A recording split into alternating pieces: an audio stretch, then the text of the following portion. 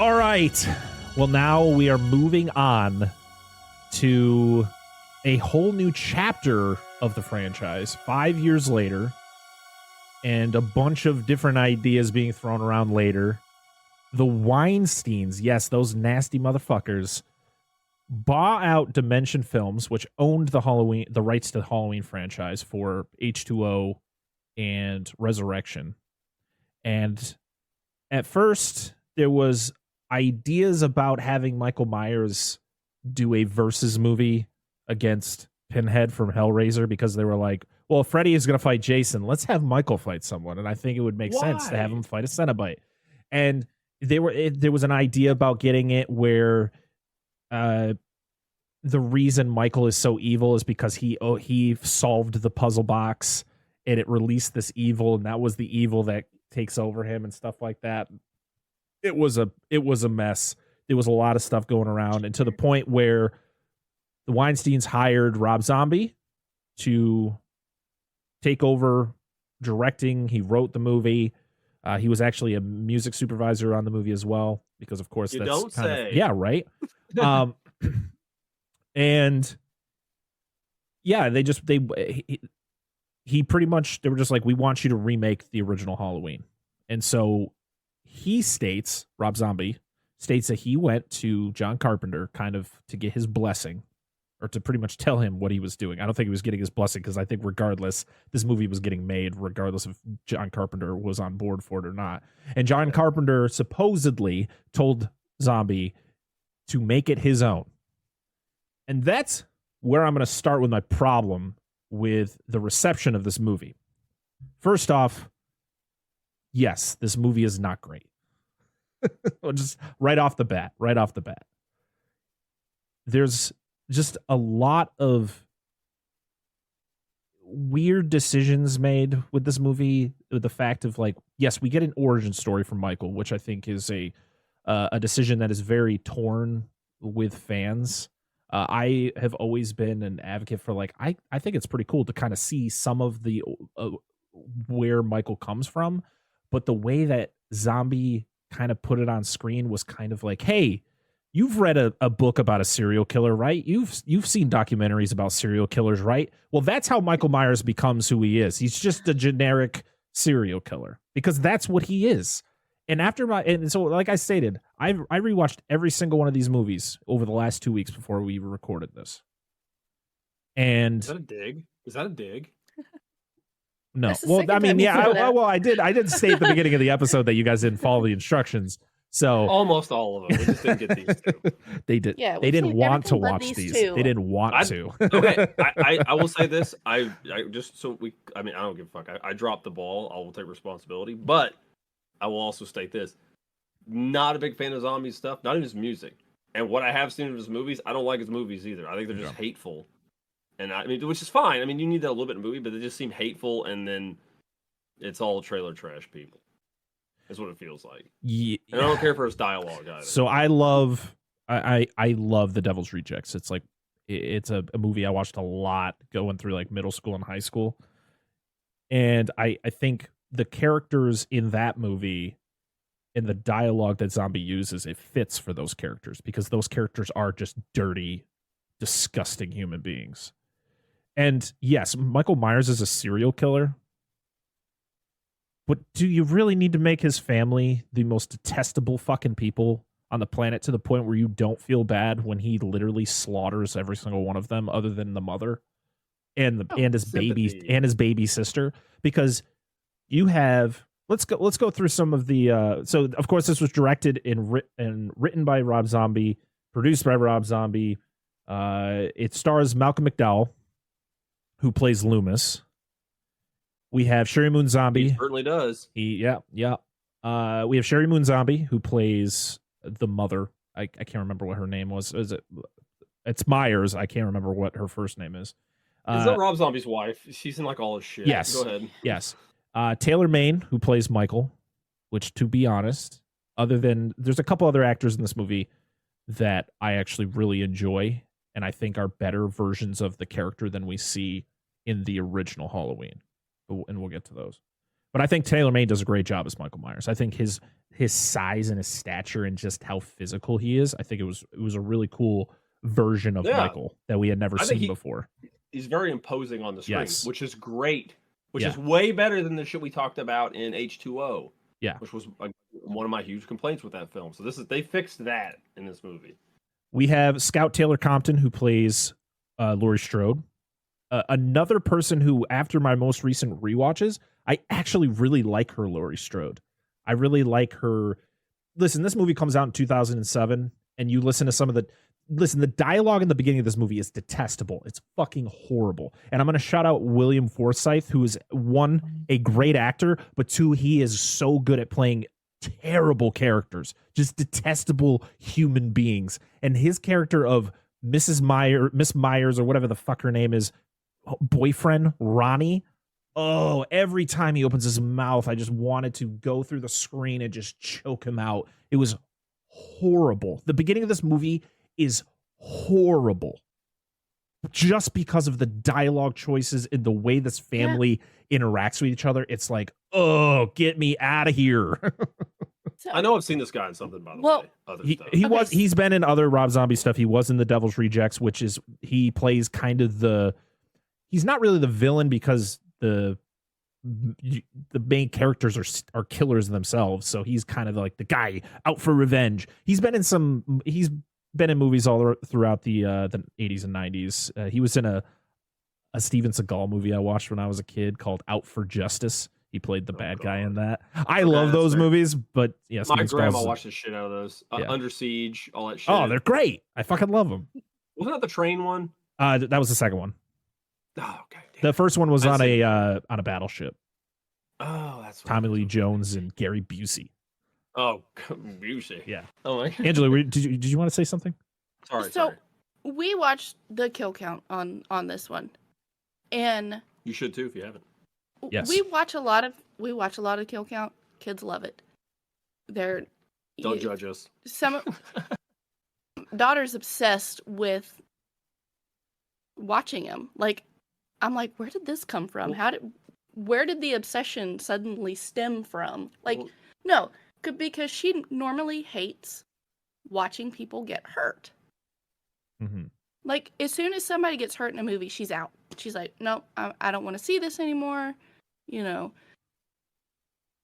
But I'm like, we might want to watch this downstairs. And Dan's like, no, it's fine. Not even 5 seconds into the kill count when he starts playing the actual dialogue in the movie, I'm like, yeah, we got to go. Yeah, I was like, I don't remember it being this bad. So, anyway. Oh, yeah. Yeah. Because I watched this kill counts once before, and I was like, I just didn't remember that. And I was like, oh, that's why I don't like these. Yeah. Anyway. I was like, ooh, language. Well, I mean, I was going to say, you have an absolutely charming host, James A. Genies. Yeah. So, I mean, what's not the We show a lot of love to Dead Meat on this, on our show since the beginning. So. Oh, absolutely. We love Dead Meat over here at Dissect That Film.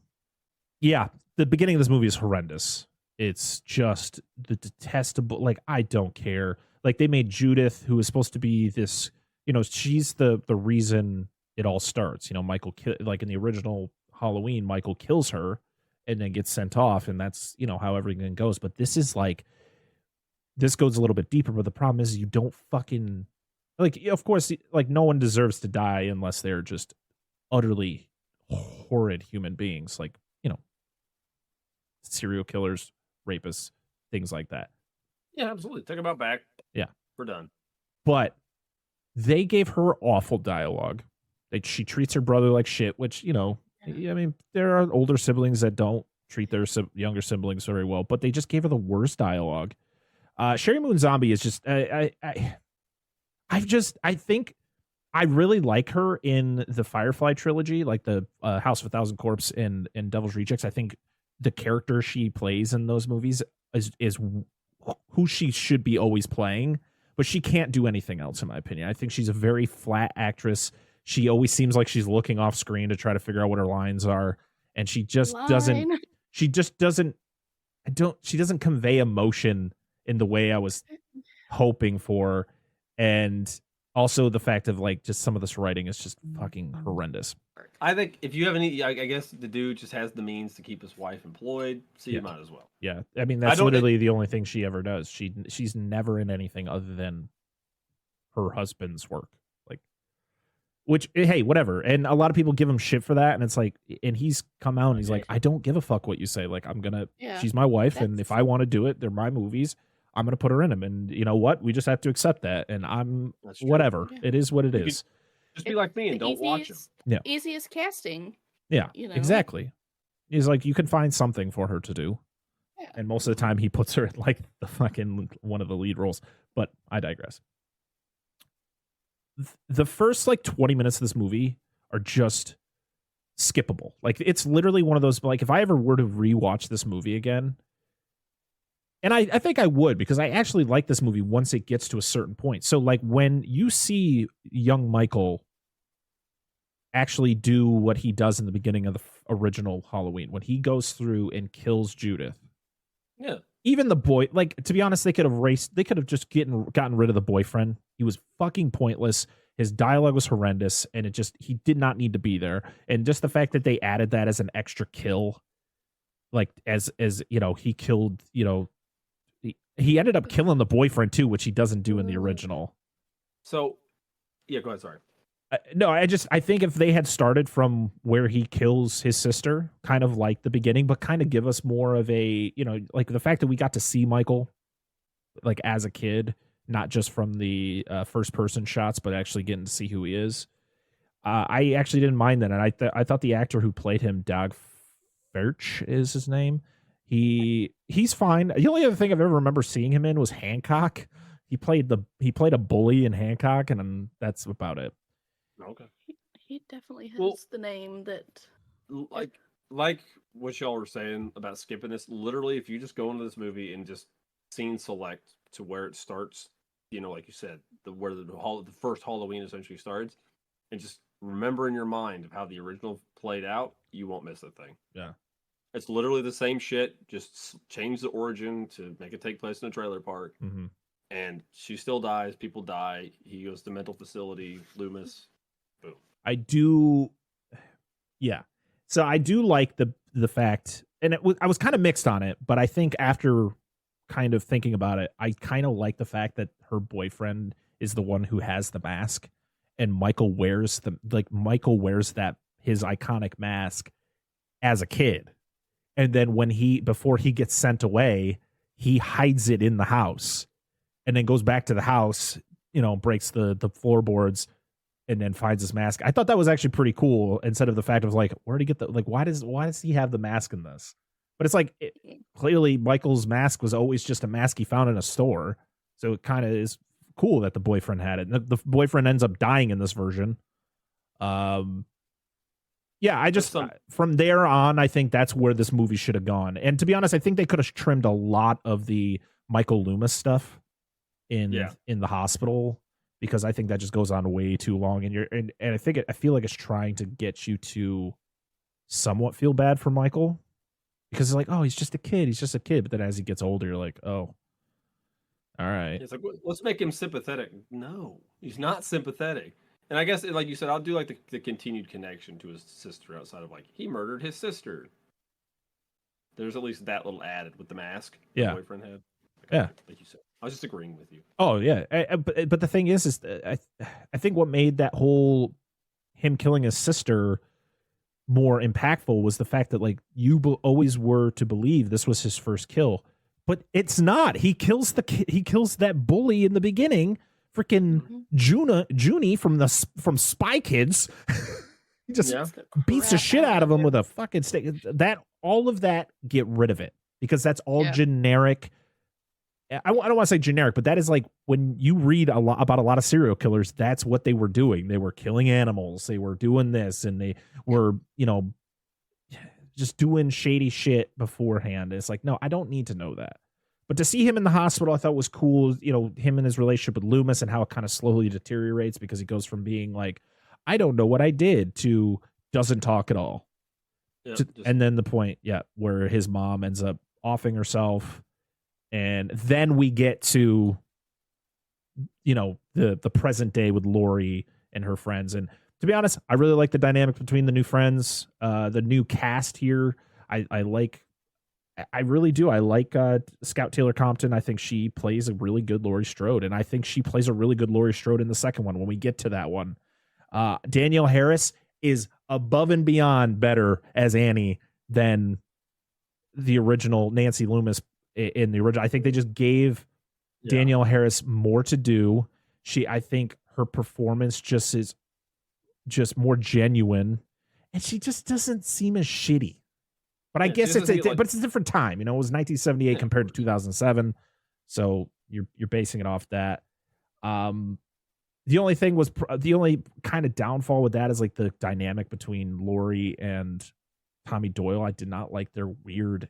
It was weird. It was like a weird babysitter dynamic where she was like doing really, really inappropriate things, like around this like 10-year-old and shit. It's like, I mean, I guess things like that were going on, but it's still weird, man. I loved, Jamie Lee Curtis's Lori's relationship with Tommy Doyle way better, in my opinion. Can I also state something?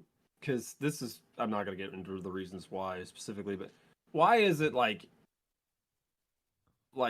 there's this weird line, like a sexual line through this, where we talked about the creepy stuff with Tommy Doyle and Laurie Strode, and then Michael's mom couldn't be anybody else but a fucking stripper. Yeah. Like, why does that listen, I'm not judging people for what they do in their life, but why is instantly being either a stripper and or a prostitute, or not prostitute, but that would work too if you want, whatever, or an adult film star instantly just make you a shitty parent and or a bad person? Yeah, I don't know. It's like the way that the boyfriend was talking to the daughter, like the fact, like he was like telling the mom that she had a nice ass, and I was like, get the fuck out. As soon as he said, get the fuck out and never come back, you piece of shit. Like, yeah, like I said, skip that part completely. Just skip over shitty boyfriend Ronnie because he sucks. But like, no, it coming back to Laurie Strode and her friends, I just like their dynamic. I like the kind of the character building in this, and how everything goes. Loomis, on the other hand, I think Malcolm McDowell is a fantastic actor. Mm-hmm. Just don't like him as Loomis. I understand you don't want to copy someone who had done it for so long, but at least make him likable. He's just not likable. He's not. He doesn't do anything for the majority of this movie. Like, you mean like, go ahead. The genuine fear that is conveyed by Donald Pleasance when he finds out Michael has escaped. Yeah. Like, just straight up, he knows shit's about to go down. Malcolm McDowell is just like walking through it. He's like, oh no, Michael's escaped. I know where he's going. We better go there. And I was like, Jesus, the urgency. Shouldn't you be some more concerned? Yes. Oh, we'll get there. What? Like, what is happening? I like the old Loomis better. Yeah. Oh yeah. But I gotta shout out the cast, because there's so many great just little cameos here and there from awesome actors. We got Danny Trejo, who plays the most tragic character in this movie, by the way, because he's so likable. Like, he tries to befriend. He like talks to Michael like a human being, like as a kid, and then as he grows up, he treats Michael like a human being, even though he's this ginormous fucking giant who just always wears masks, never talks. And then you have the detestable new guy who just says dumb shit. And I'm like, ugh. Always gotta have that guy. But yet fucking Danny Trejo gets offed, and you're like, why? He treated you so nice. We have Clint Howard as kind of the doctor who tells Loomis that Michael's escaped. Udo Kier's in here. He's here. He's been in a lot of. He was in Blade. He played one of like the he was the vampire that they took out to the rocks. Like, he was one of like the head of the council. Oh. They bring him out and they do like the sacrifice thing. That's right. Yeah. He's been in a lot of stuff. Actually, I think as we're recording, familiar. it's like, I think it's his birthday today as of this recording. So yes, all the best people were born in October. We have Bill Moseley, who he was in Texas Chainsaw Massacre 2. in a lot. I think he's in most of Rob Zombie's stuff. We have Dee Wallace, who plays Laurie's mom, which is awesome. Dee Wallace is amazing. Ken Foray, who is in Dawn of the Dead, From Beyond. Yeah, he's fucking awesome. He's also a Rob Zombie regular. And Sid Haig, who is another one he's a horror legend who was a avid zombie actor. So he was in the Devil's Rejects, and he's Captain Spaulding. Mm-hmm.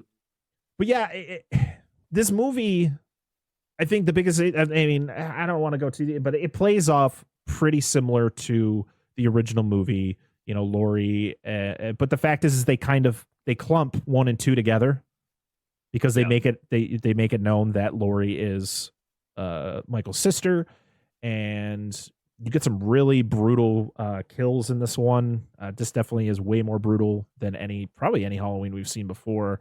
That's zombie for you. Yeah.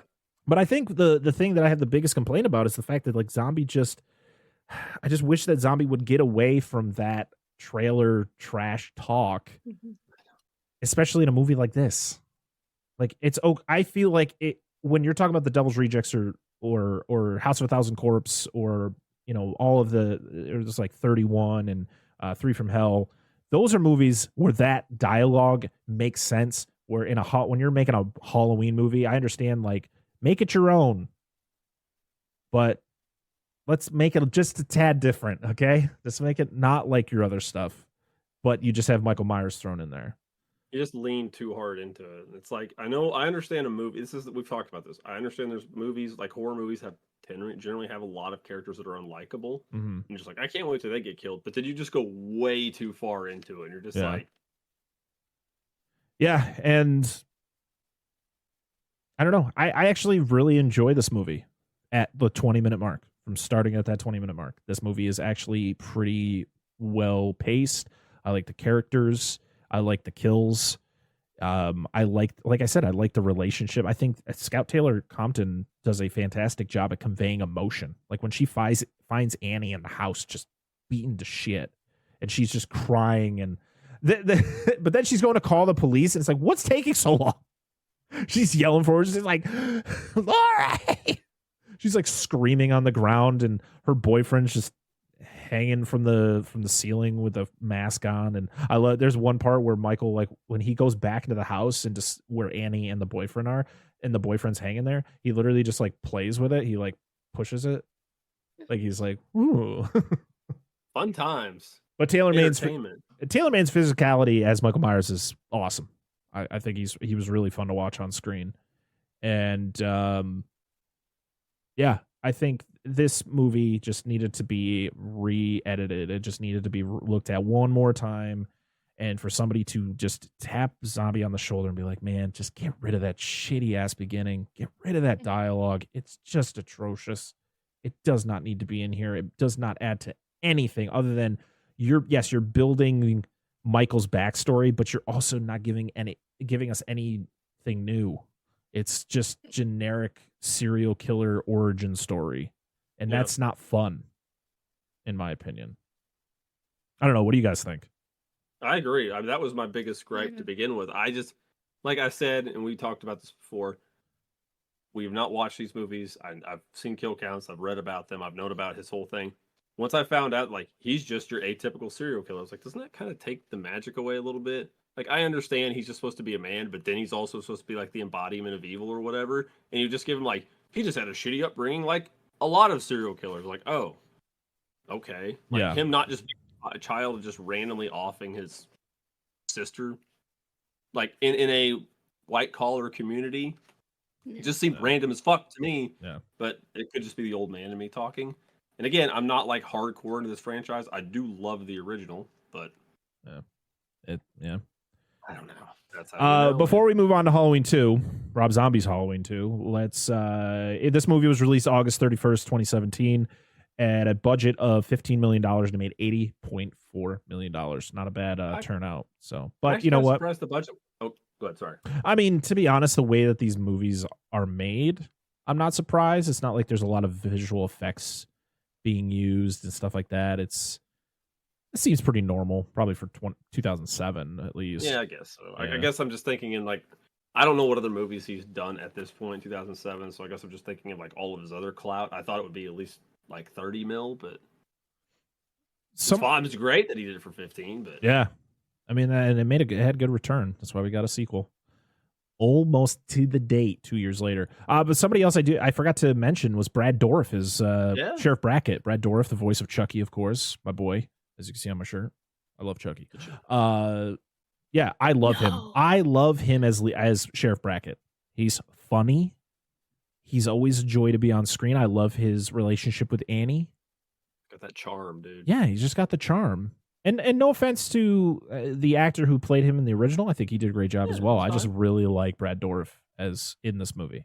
Like I said, these movies are not that bad. And I think the majority of the reason why these movies are fun to watch is because of the cast. Like, it just has a fun cast, like with the exception of a few people. Yeah, fair. But I think that's enough talking about Halloween. Rob Zombie's Halloween. I think that was probably the most we've talked about any of these movies, but there's a lot to talk about with this. Yeah. So now it's time to rank it. Now, I'm just going to rank it based on, since I'm the only one who's actually watched the movie. Yeah. So I am going to put this at our number 6 currently, under Halloween 2 and above Halloween 6. We can rank other things though. We can. Where do we think the mask from this movie should go? Right now, I like the mask. Is it better than? Well, let's start from the bottom. We'll go through it quickly, especially if we know. Is it better than the Halloween 5 mask? Yes. Better than the H2O masks? Yes. Better than the Halloween 4 mask? Yes. Better than Resurrection? Yes. Yeah. Better than the Halloween 3 masks? Yes. Oh, better than the Halloween 6 mask? Yes, because I just like the griminess of this mask, I think. Better than Halloween 2? Nah, I don't know. Nostalgia's going to kind of take 2 for me. I'm sorry, guys. Like, I think it's going to stop there, too. It's there, but it's not. All right, so we'll put... It's a cool mask. I mean, it's only that high up. I think it's a neat-looking mask. It definitely looks used. It's not like that clean, shiny, white mask. I agree. Yeah, and it looks like the original mask. Yeah. And then you have from what he has in the beginning, and then when he finds it in the floorboards, and it's all deteriorating and old, and I like that look. Okay, now we are on to our final girl, or final person. So we're going to be talking about Laurie Strode. Is she better than Sarah from Resurrection? I don't know. That's true. I'm the one who watched the movie. I can only do the math and the poster realistically. I'm going to say... We can only go with what scenes we've seen her in. I'm going to put her as our new number 4, which is below Rachel and Jamie from Part 4 and above Laurie from Halloween 2. Okay. Yeah, that's fair. And our final thing is the poster. You guys can rank the poster. Poster's pretty cool. Not gonna lie, it's him facing away, holding his mask and the knife, and then it's got this mask formed based on all of different parts of the movie, like different scenes. And then the tagline, "Evil has a destiny." That's pretty neat. I think it's we can go up the definitely list different than what has. So our bottom of the barrel poster is Halloween 6. Okay, well, it's better than that. Halloween H2O. Yeah. Halloween Resurrection. Yeah. Halloween 3. I'm gonna say yeah. Okay, that's fine. Halloween 4. Yeah. Okay, Halloween 5. Fuck no. No. The one thing Halloween 5 has is that poster. That is it. They did really that's good great. on it. I know, they nailed it. That's hilarious, though. You could have the shittiest movie, but you could have a great movie. I know, and Halloween 5 did it. Okay, now we are going to move on to Rob Zombie's second outing with this franchise, and that is 2009's Halloween 2. Again, this movie was directed and written by Rob Zombie. It again stars a lot of the same actors as the first one. You know, Scout Taylor Compton comes back as Laurie. Malcolm McDowell is back as Dr. Loomis. Taylor Maine is back as Michael Myers, but there's a different Michael Myers, a different kid playing the younger Michael Myers. Yeah. We have Chase Wright Vanek because the other kid got older. It kind of outgrew the role. Sherry Moon Zombie's back as Deborah Myers. I guess that was her name. Brad Dourif is back as Sheriff Brackett. Daniel Harris. Bria Grant, who I did not recognize. You guys probably don't know who she is, but I've seen a few movies with her over the last couple of years. She was in a movie I watched called The Stylist, which was fantastic. She's a director, producer, actor, but she was one of Laurie's friends, the one with the glasses. Not that you guys would really know what I'm talking about. We've probably seen her. Then we have some actors who would show up in later Rob Zombie movies, like Daniel Roebuck, who shows up in The Munsters. He plays Grandpa.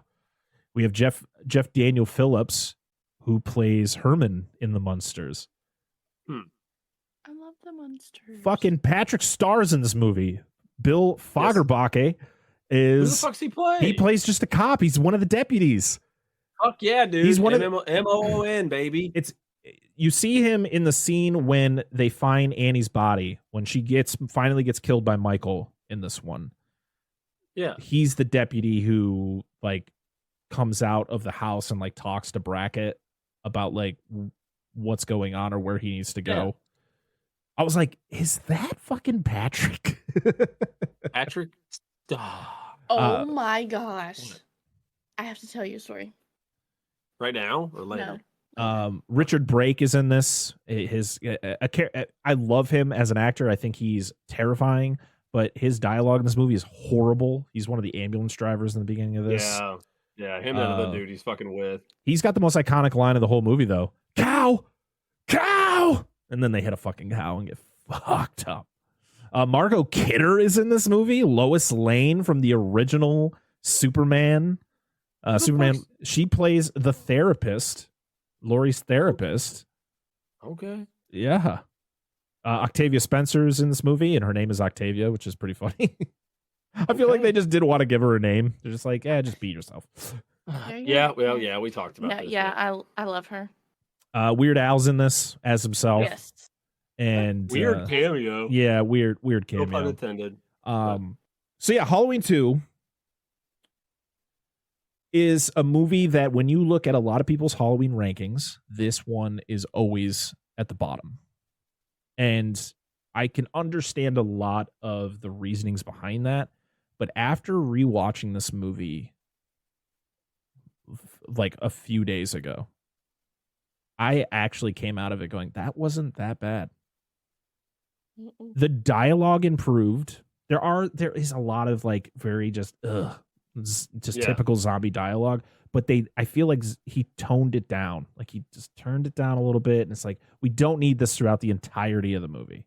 Yeah. Somebody got to him, and he's like, "Okay, well, okay. Rob, stop." Here's the thing, though, with this movie, stop. Rob Zombie didn't want to come back to direct this. He didn't really want to do this, but the Weinsteins kind of forced him to. And they were very much up his ass the entire time he was making this. And so it made for a very just miserable time for him making this movie. I have a feeling they were like, hey, he just did an interview with Howie Mandel on Howie Mandel's podcast where he talks about his experience directing this movie. And he pretty much said like, it was just an awful experience.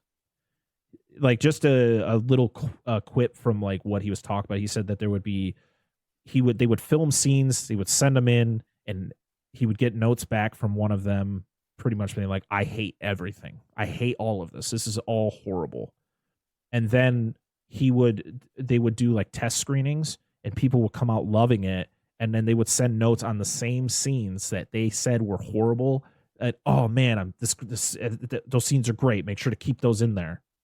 Where he was just getting all these weird mixed signals on what to do and stuff like that. That's about right. Yeah. So we could all hate something, and the majority of people would love it. Yeah. You can't just go by 1 to 2 people. Yeah, exactly. You have to go by the majority of, like, That's why they don't know what the fuck they're talking about. The only thing I give a shit about is money. That's it. But I feel like they overpaid him. They felt like they overpaid him. They're like, you owe us. Could be. Yeah, I like the characters in this movie. I'm not gonna lie. Like, I think, like I said, Brackett and Annie, I love their relationship. I like of course, Lori lives with them in this one because her parents get murdered in the last one. Yeah. And she's going through PTSD. Like, she's having like crazy dreams and flashbacks of just all these different scenarios. She finds out, of course, in the weirdest way possible, that she is Michael Myers' sister, because she doesn't find out through that whole first movie that she is. She finds out in this one about halfway through, just because Loomis wrote a book about the whole situation and wrote in the book that she was Michael Myers' sister, and she finds out by reading the book. Yeah, this is also, like you said, the last one was like a mix between 1 and 2. This has also got elements of 2 in it as well. Oh, absolutely. And Loomis is awful in every aspect of this movie. He is just horrendous. I hate the direction they went. Listen, I wasn't a big fan of him in the first one, but would you prefer, like, stardom, movie star, whatever, high roller Loomis, or would you prefer crazy? I want crazy. I want crazy. I want crazy Loomis. I want a Loomis who actually feels like he cares that Michael Myers is still out there. 6 times. Because he just doesn't, like, he just, like, I don't know. I just feel like, I mean, I don't know the real, the reasonings behind the performance or anything, but to me, just watching the movie, it just feels like Malcolm McDowell was there because he got paid really well to be there.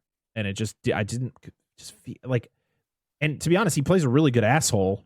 I'm not gonna downplay that. I feel like, Zombie, the thing is, Zombie gave him, this was the direction he wanted this character to go in. So I can't put all the blame on Malcolm McDowell, because that's kind of the character that he was given. And so he was able to perform and actually give us a good performance in the way that Zombie wanted.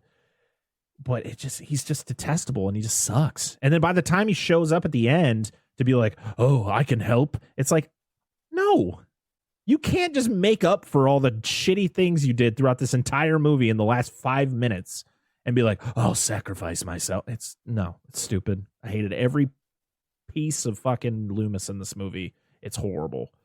The white horse shit. Why? This angel weird thing about calling Michael home and getting Lori. It's just, yeah, literally, I've seen this movie a dozen times and I still don't understand the white horse thing. I don't know why it started. I don't know what is the purpose of it. I feel like it was the only way for it to come to a conclusion. It's just like, she is guiding Michael to go get Angel, because that's her actual name. And it's such a weird thing. And I think that's one of the big things behind people not liking this movie. I like Michael. I think it's cool. This like hobo Michael pretty much walking from wherever he was and kind of making this journey across to get back to Haddonfield. I don't understand the white horse thing. Was that like just Rob Zombie just being weird and being Rob Zombie? Or yeah, it was doing something different. He was trying something different. It just didn't work, in my opinion. Listen, I get it, but sometimes we get the cult of thorns, and sometimes we get the cult of mom on a white horse. So like, I don't. I hate when they start bringing that weird symbolism shit into slasher movies. Yeah. Like, it's supposed to be like meaningful and like try to elevate it. Like, but it usually just comes off as weird as shit and doesn't make sense. It's like the brightest thing in the whole fucking movie. Like, why do we need like bright white glowing whatever? The kills are brutal in this movie. They are way they are turned up to a fucking 11 in this one compared to the first one. And that one had some brutal kills. Of course, you get like characters that survived the first one that get offed again in horrible ways. Like Annie, I feel so bad for her character because she gets fucked in the first one, and then in the second one she just gets it again, and this time she ends up getting killed. And and of course I love and again I gotta say, like, Danielle Harris is fantastic in this movie. Like the way that she is able to be that supportive friend. You know, she's always being like, you know, she's always embarrassed by her dad because her dad's, you know, she's like a vegetarian and he's not, and it's this like weird like little like 2-minute little dialogue between them, which is pretty funny. And yeah, I don't know. I to be honest, coming out of this movie, I was just like, this movie wasn't that bad. Like there are bad decisions that were made in it, but coming from the start, it wasn't like the first one where I was like, get me out of this. Skip 25 minutes. Like, get me the fuck out of this whole family situation. Like the way this movie starts, yes, it starts off with a dream. It's supposed to be like Laurie. Well, the beginning is Laurie walking down the street after she shoots Michael at the end of the first one. And then she goes to a hospital, and then it's Michael goes to the hospital and just fucking murders everybody and is chasing her, and shit happens. But then you find out it's just a dream, which is kind of annoying because it was a really cool sequence. Like the whole thing of him showing up there. Because it does. It's like, it's a complete like throwback to the original Halloween 2. And then it's like, nah, it was just a dream. This is what she's going through. She's going through the PTSD and it's just dreams. And it's like, that kind of sucks. I wish that was like, that shit happened and then Michael just disappeared or whatever. But that's not how it went. And then, and then of course this is Michael dies. You know, Michael gets shot and Loomis dies, and there's two endings. One of the endings is the original ending is Laurie putting on the mask and walking out, but she like falls to her knees and then gets saved. And then there's an alternate ending where she comes out with the knife, and it's like she absorbed Michael's powers. Yeah, she gets locked in the sanitarium thing or whatever. No, that's the original ending where it shows the white horse go into Laurie as she's sitting on the bed. The other one is she gets shot. She gets killed at the end because she like charges the cops with the knife in hand. So sure, but that's Rob Zombie's Halloween 2. I can't like this movie. Oh, would you stop with that? What? They bring the whole pineapple on pizza thing in. They do. So, Zombies Halloween 1, I had it 6. Rob Zombie's Halloween 2. Do I like this one better than the first one?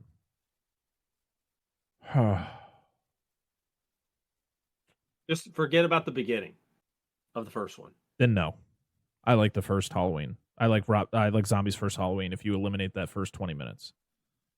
But I don't hate this one. Like I actually enjoyed it.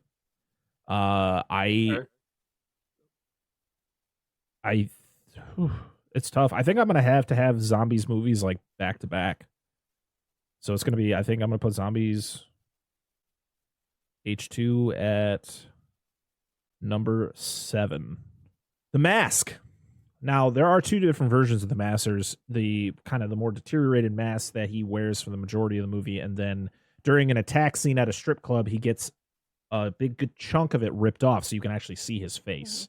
I did that part. What do you guys think? I don't think was the mask that much deteriorated from the first one. I don't remember. It's like more weathered and ripped because of like everything that he went through. I like the mask more before it got ripped. Yeah, because when you get ripped, it's like, I mean, it's still, I mean, it's a cool visual because you do see part of his face, right? But like, I'm just accounting for the mask at this point, not seeing part of his face. What did I do? Oh no, what did I do? Mortis. I don't want that. I have the body of a pig. I'm gonna put it at. What do you think? Like, do you think it's better than the Halloween 6 mask?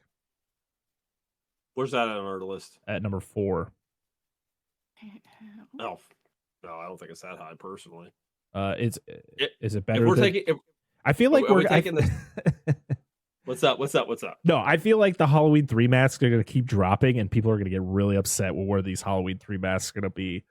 I was actually gonna say the mask of this, I think as a whole, like the beginning of the movie to the end of the movie, like as one combined thing, And I don't think it's as good as the Halloween 3 masks because you start losing that when you tear like that huge chunk of it off, it just kind of loses a bit of it for me. So, all right, so I'm that's gonna what I put. think. We'll put it at number 6 because, to be honest, I feel like it's better than the Resurrection mask. Okay, sounds good. Does that sound good for you guys? Go at you, wife. Hang on, I'm trying to fix it. Yeah. I agree. All right. Well, Lori is our final girl again. This is all you, baby. To be honest, she doesn't do a lot in this movie other than run around and scream. At least in the first one, we got to see her fight.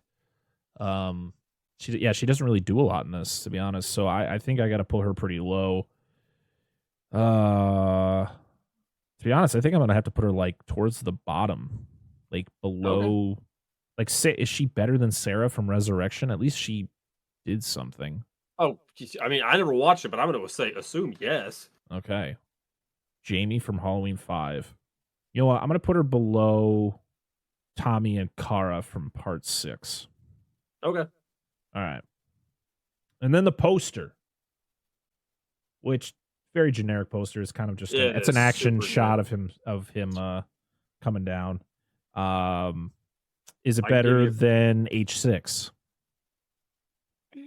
Where's that at? Oh yeah. Well, that's the bottom.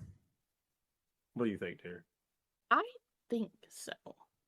I can tell you where I'd put it, but we can go through the list. I just like the action shot. I mean, it's not a bad shot. It's not. I think it stops it before Halloween 3. So put it after Halloween 3? Like, it should be below Halloween 3. Okay. Because Halloween 3, even though that shot of Jason feels like a stock shot with background elements added. Yeah. Where Halloween 3 is a stock shot with elements added, but I think it looks better than the Halloween 2 poster. All right, and then I already ranked. What do you think? No, I mean, I agree.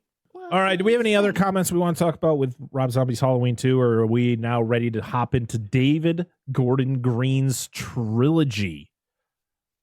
As of today, which is October 19th, yes, if you couldn't tell, we've had to record on multiple days since we're all wearing different clothes. Today, as we're recording this segment, it is October 19th, 2023. So that's been exactly 5 years since this next movie came out, and that is David Gordon Green's Halloween 2018. So this was directed by David Gordon Green, of course, as I just stated. Written by Jeff Fradley, David Gordon Green, and Danny McBride. You heard me right. It was produced by Jason Blum. Stars Jamie Lee Curtis coming back as Laurie Strode. We have Judy Greer as Karen. We have Andy Matichak as Allison. We have James Jude Courtney as our new Shape. Also, Nick Castle does play the Shape in a couple scenes in this movie. We have Haluk Bulginer as Dr. Rambar Sartain. We have Will Patton as Deputy Hawkins. It's Satine, actually. What? That's not what it says. Thanks, Satan. It's Satine, actually. Oh. Sorry, you're. I have a very kid brain. I'm just thinking that you just said vagina, and I'm like, What? Who said vagina? No, Bill Jiner. Oh, Bill Jiner. Like Gundam, Quattro Vagina. It's fucking Quattro Vagina. Like, what the fuck? Oh, Lord. Listen, Linda. Gundam. I'm easily amused. We have Dylan Arnold as Cameron, Miles Robbins as Dave. Miles Robbins, by the way, is the son of Susan Sarandon and Tim Robbins, which is pretty funny. Interesting. Omar Dorsey as Sheriff Barker, just the dude who walks around with a cowboy hat all the time. Cowboy hat. I'm here. And PJ Souls does a voice cameo in this movie. She played what the hell was it? What was the other friend? Not Annie. Wow. Who was the other original friend of Laurie's? I don't fucking remember. Oh, I don't remember her name. Yeah, I can't remember her name either. Tips McBirthing Hips? Oh, no, she played Linda. It says it right fucking there. Yeah, she played PJ Souls, who played Linda in the original film. She does a voice cameo as Allison's teacher. Oh. Yeah. This movie, of course, was released October 19, 2018. It had a budget of $10 million, and it made $259.9 million, making Yes, it it the did. highest grossing Halloween film in the franchise. Crazy. So, what do we think of Halloween 2018? What do I think of it? Well, yeah, What do you think as a of it? collective here. I've got nothing good to say, so go ahead. You don't have anything good to say? No, go ahead. I thoroughly enjoyed this one. I like this movie a lot too. Mhm. For being from then to now, I was so ready for it. And then when I saw it, I was like, It's very good.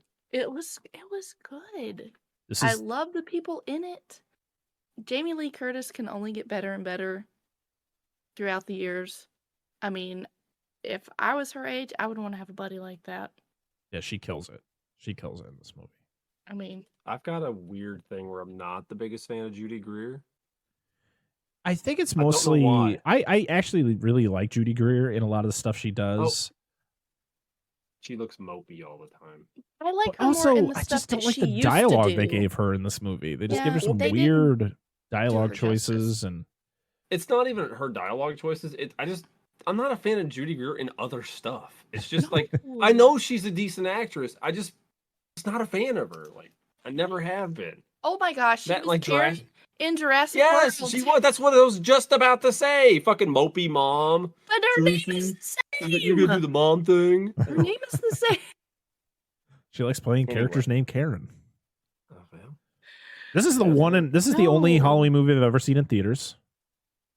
I went to see it in theater, I like and that. I was just fucking ecstatic as soon as you hear John Carpenter's score, which the score was not just done by John Carpenter, but his son Cody and Daniel Davies, and they would do the music for the entire trilogy, When and you it's have all something fantastic. like your dad as an awesome, amazing composer, Yeah, Yeah, but you don't think of him that way because he's just your dad at that point. right. but you learn you In theory. get to learn that. I'm going with my dad to work every single damn day. I'm gonna learn. Well, yeah, but we say that, but then again, you see your parents differently. Your parents can be the coolest thing in the world, and I've heard this from actors and actresses and designers and artists. They just see them as their parents and not this great thing that a lot of other people see them as. Which is true, and they see, I see my dad different. I've learned a lot of stuff from my dad.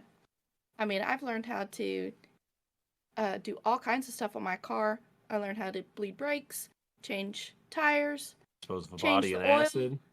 You know, I stop do it. things in the South. I'm not judging.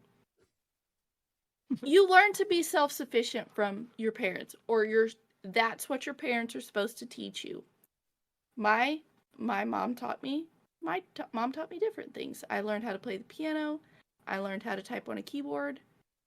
I aced keyboarding in high school because I was typing. My mom was a transcriptionist when I was a kid. So I was typing. So you're like super fast. Not so much anymore because I've not kept up with that skill.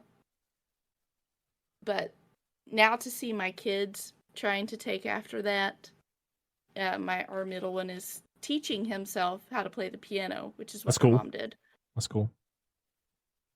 So, like I get how you see your parents different, but I know.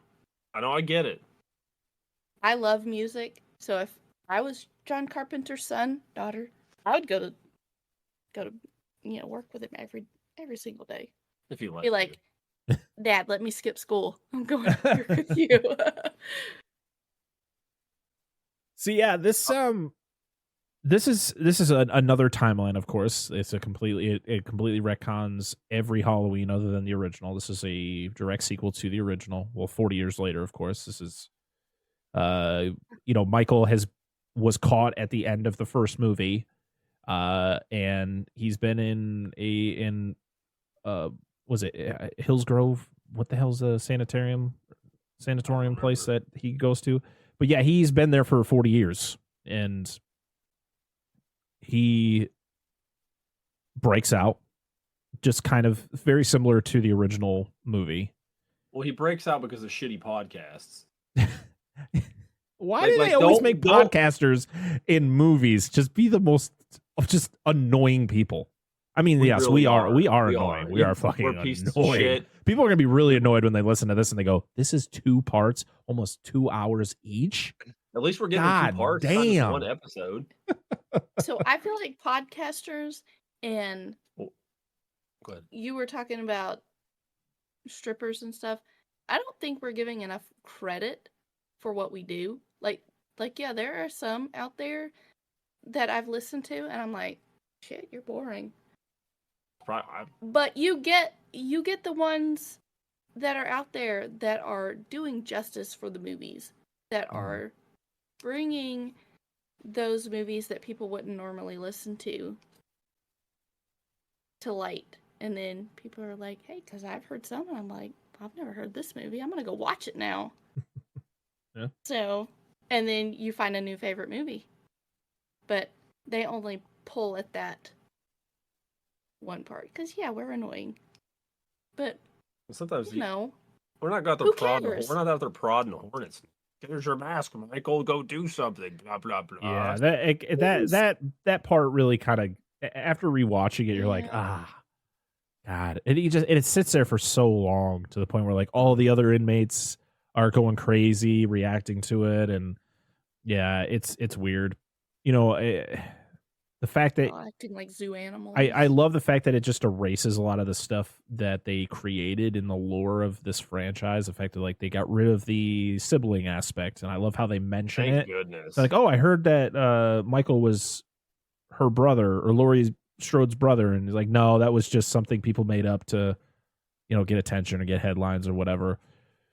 And also the fact that Laurie throughout this entire movie and even it bleeding into the second one, she believes that Michael is after her, but in reality he just goes where he goes. He just goes wherever and kills whoever. He has no He just picked her, and like there's at no the time, mission. His mission is to go home, to be honest. His mission is to always go home and eat dogs. and eat. Yeah, another thing, just a thing that I've never liked about Michael is the fact he kills dogs and wear blue jumpsuits. Yeah, I mean the kills in this movie are brutal. Later. This got some brutal kills. The one with the bathroom scene, of course, even the guys that he kills to get the jumpsuit, like the dude at the desk where his jaw is like detached. But yeah, I mean, damn, imagine taking a shit though, and like you got to run away from a serial killer. Like she didn't even get to wipe. And she dies with a poopy ass there. Well, she didn't even get to wipe. She gets some extra teeth. She's like, give these to the tooth fairy. Yeah. Tell the tooth fairy I'll see her again or him. Yeast infection because she can't. But that that bathroom scene's really cool though.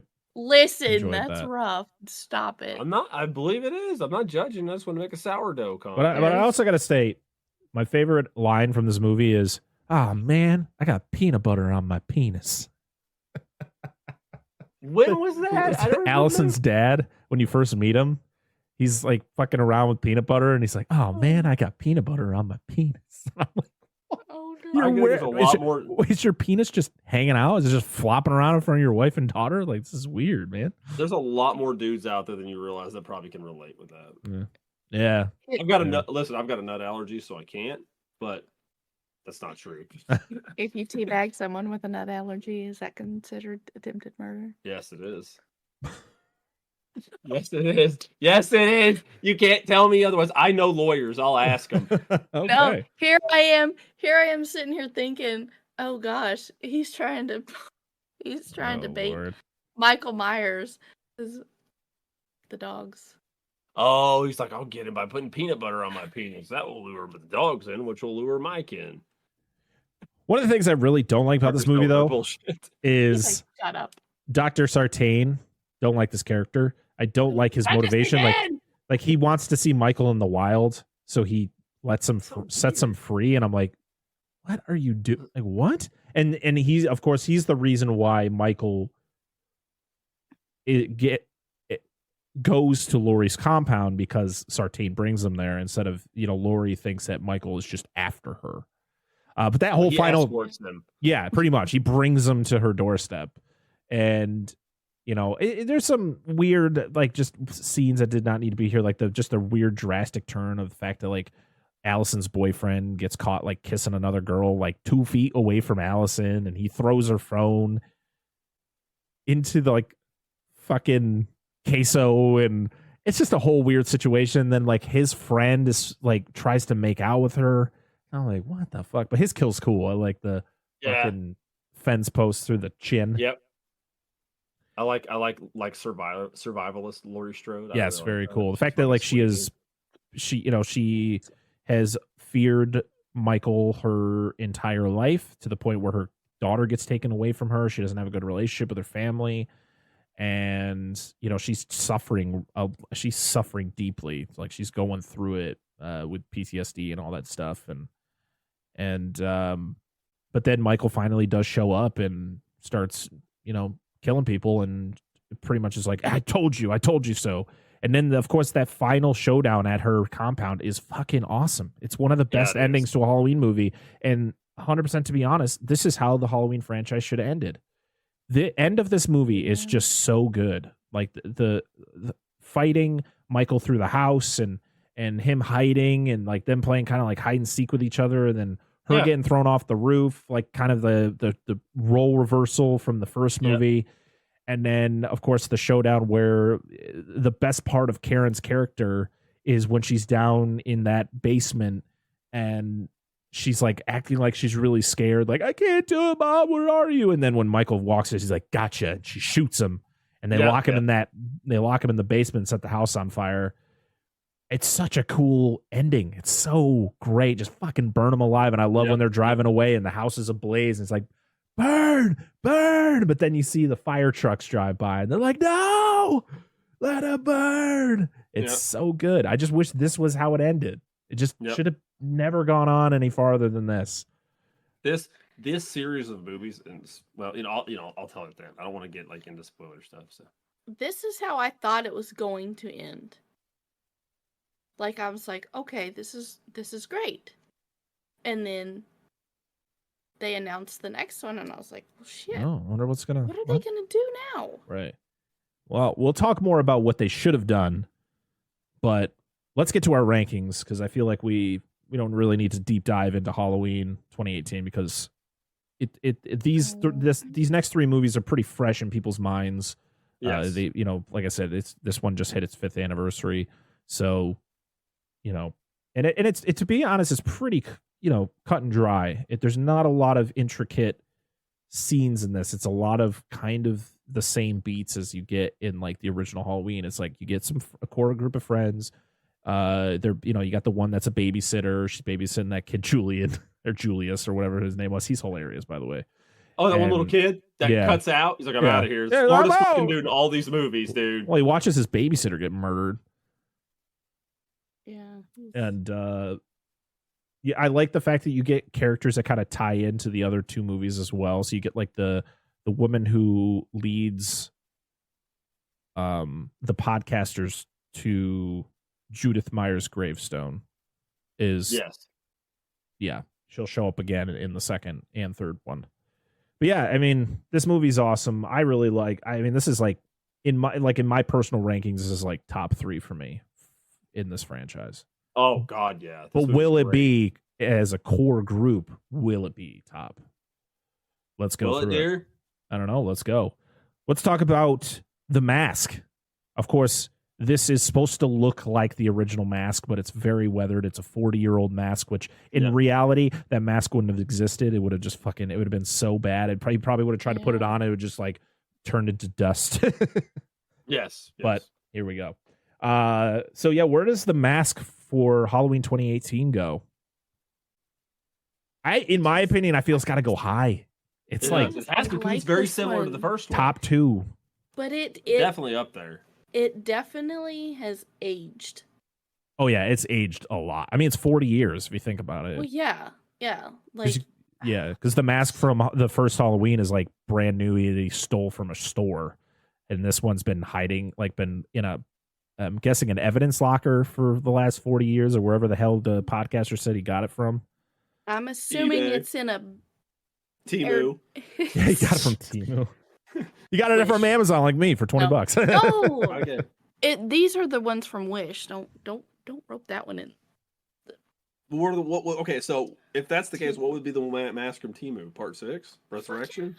Ooh, 5. 5. Oh, That mask is you said horrible. It's fucking You got to get horrendous. one from Timu, one from Wish. Like which one are you? well, you said 4 and 5 was Wish. No. Why is this part of the conversation? I don't know. But where is this mask You brought going? it Do you up. think this is... Well, let's go to our top 3 because I feel like it's better than 4 and down. So let's go to our top 3 right now. So is it better than the zombie Halloween 1 mask?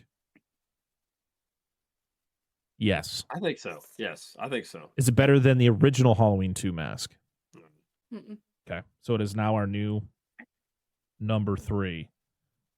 It's a branch off of 2. I feel like. Could you exchange those two? Or would you always put 2 ahead of it? What, can you just like take it to the store and be like, I want a refund? No, I'm just kidding. Like, sir, I'm just kidding. ma'am, you can't bring these back. KB Toy Store does not exist anymore. Like, okay, I'm sorry. So for our final characters, I'm going to group the 3. I'm going to call them the Strode ladies. The Strode trio of Lori, Karen, and Allison. Where do you think they go? Because I think they're also top. They're high. Yeah. Lori So, and the Strodettes. Let's go to our top Yes. 3 for the final girl right now. Our number 3 is Rachel and Jamie from Halloween 4. Better than Lori from the original Halloween. I say no, just because there's always gonna be that OG biased. bias. Yeah, but So it's I still, will but let still, it's like you- this is badass. The I way that this movie know. ends and I how like it. badass they are. I know. I think 'cause the only one that it doesn't stand up against is Lori from H2O, who I think is probably in my opinion, the most badass Lori we get in this entire franchise. she just gets better and better with age. I mean, Like she this is a ages really like a badass fine Lori, wine. but Lori from H2O is fucking I awesome. know. I like her in this movie a lot because she's a badass, but she's also like very mentally damaged. Not like Yeah. her in the first one, but she's like, She's lived with this for how many I years? understand, but but she's lived with it with. It seems like without. Like Lori in H2O seems like she's taken stuff to try to help. This one, she's just like, fuck this. This is how I'm gonna do it, kind of thing. Yeah. Because I feel like nothing at this point has worked, No. has helped. She's done whatever for, the allotted amount of time, and she is like, fuck it. I'm gonna do what I want to do. I think that's number 2. All right. Number 2 it is. So Strode trio. And I just feel like she has taught her family well. Like, she taught them what she has learned. And they're like, yeah, she's been through shit. So we're going to listen to her. Yeah, she used to do a very good job of it. We'll talk about that in a second. Like well, balancing, like teaching her kids to survive, which worked. Yeah. But also kind of like alienated her at the same time. So, All right. Next is poster. Which the poster I have on IMDb, which is the theatrical release poster, is the one where it's Michael in the background and Lori kind of looking as like a profile shot of her. okay, that's different than the one we have here. Well, not The IMDb, one- but Wikipedia's poster that they have. Okay, the only one that I've seen is the one where it's just the mask. It's just him in the top left corner. It's just his Which I think face. is what a lot of things. I think that's what the Blu-ray has. I wish I just knew pulled where it up- was, but yeah. Just the Halloween 2018 poster. Well, I just pulled up movie posters. I know, just say Hollywood 2018 poster. It'll come up. It's a pretty basic poster. Nothing overly special. It's just the mask, the updated mask. Yeah. That's fair. So I feel like it's gonna be. Is it better than Rob Zombie's Halloween 2 poster? I mean, Well, hang on, let me. if it's going by the one we see, then yes. Oh, If it's the one with her, I see it. We'll go by I- your poster because I feel like that's the one that's the what you It's see the most. basically just that mask in the top corner. Yeah, Yeah. Like, that's all and you see. I like it. It's simple, and I think it's better than just the stock photograph, for like atmosphere's sakes. All right. Better than Halloween 3? What do you think? I think so. Okay. Better than Halloween 4? Yeah. Okay. Better than Rob Zombie's Halloween 1? Yeah. Oh. Halloween 5? No. No. 'Cause Halloween 5's I poster is just- just so good. It's so good. Why is it so good? I like that this one is showing Michael with some kind of emotion. Like, yeah, you can't get much emotion out of a mask, but it's almost like he's like, okay, you know, we got to end this. Like, Yeah. come on. Halloween 5. Its poster is the only thing that's going to get top billing because the poster is the only good thing out of that movie.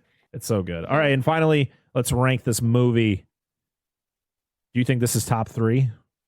Yeah. Is it better than H2O?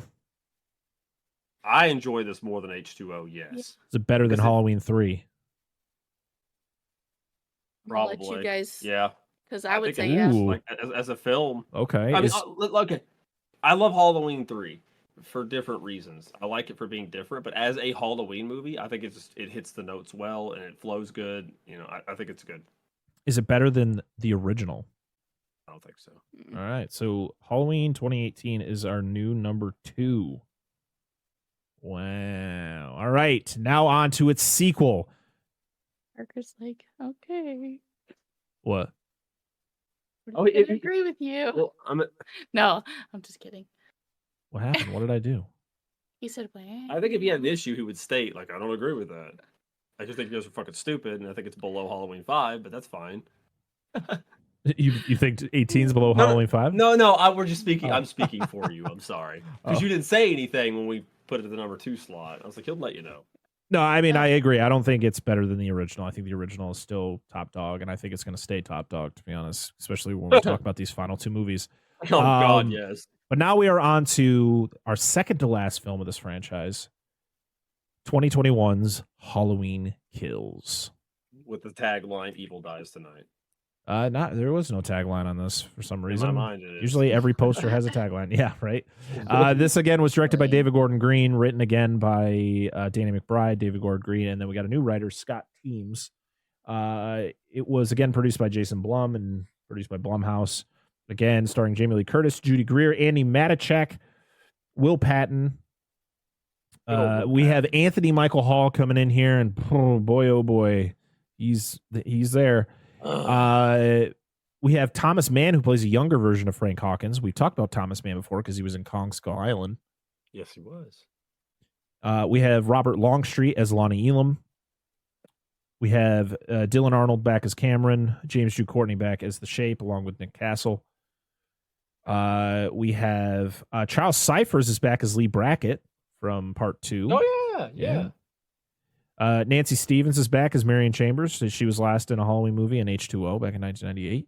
And Kyle Richards returns to play Lindsay Wallace all the way from the original 1978 Halloween, playing little old Lindsay Wallace. She's back, but as a much older person.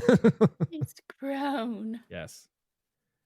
This movie was released October 15th, 2021 in theaters and on Peacock. That's how I watched it because it was during that weird phase of COVID where I was like, I don't feel like going to the theater. And so I watched this on the Cock. And we're back to Cock. Let us watch it. Listen, if HBO Max can go to Max, then Peacock can go to Cock. I can. Just saying. I'd watch it. The budget was $20 million, so a $10 million boost in budget between 2018 and Kills, and it made $133.4 million, which is pretty good for a movie that was happening during kind of a weird phase of COVID, where a lot of people, especially when it came out the same day on a streaming service, the fact that it still made over $100 million, pretty damn good performance. Yeah. So Halloween Kills, of course, this movie takes place right after the end of Halloween 2018. Yeah, like right. Yes. Has one of possibly the greatest openings of any of the Halloween movies. It's so fucking cool. Where Michael literally tears an entire fire department to shreds coming out of the burning house because he somehow finds the gun, she stored her guns he hid in there. so he didn't fucking die. And then he escapes, and it's really cool. And then he just goes on a killing spree. Murks all the fucking firefighters. It's sweet. It's epic. And then of course you get Lori. She's back in the hospital, and she's pretty much hospital bound for the majority of this movie. We've talked about this movie before because we did a fresh cut back when it did release. So if you want to know our full thoughts on Halloween Kills, at least our first thoughts on Halloween Kills, go back and listen or watch that. My views are going to be a little bit different now than they were back when we first saw the movie, because I actually liked this movie in my second watch. I actually liked it a lot more in my second watch than when I initially watched it back in 2021. I think the kills are really good.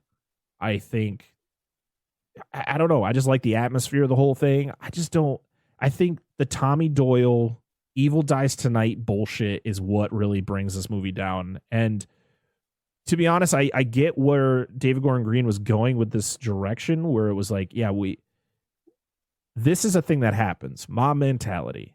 And we mentioned it in our original fresh cut about the mob mentality of the fact of like, he stirs up this chaos in the town. Like Michael Myers is killing people, but it was the whole thing of, you really thought that little 5'5" guy with long hair who carries an umbrella, he's literally the fucking Penguin. You thought he was Michael Myers? Well, we've never seen him without the mask. And it's like, yeah, but you've seen him, and he's not fucking 5.5 feet tall. Like, what are we doing here? The Big John, Little John stuff was funny. I actually enjoyed that stuff. I really enjoyed it. It's hilarious. It kind of changes the tone a bit though of the movie when you get to that part, because it brings that comedic tone to it, which is fine. But it sometimes goes a little too far, and you're like, all right, where are we going here? Are we going into a parody here? Like, what's happening? I like the little callbacks I do. Of course, you get to see the Halloween 3 masks again, that the bullies wear. You get to see some returning characters. You know, Kyle Richards is back as Lindsay Wallace. You got Marion Chambers back. You have, some just core, original cast members. Charles Cypher is back as Brackett. Doesn't do anything. He's kind of pointless. So the focus of this movie is ultimately just like the mob mentality and Lori continuing to think that Michael is after her, but this is where you get the clarification. This is where you get the Sheriff Hawkins or Deputy Hawkins, who's pretty much like, no, Sartain brought him to your house. That's why he was there. He wasn't after you. He just brought you there. Like this, that's not how he works. It was all just chance. Yeah. And then of course, you get the showdown between kind of the Strode trio there. They kind of all get split up, but they all kind of fight Michael. And this is where you kind of get though the whole thing where it's like, is Michael supernatural in some way?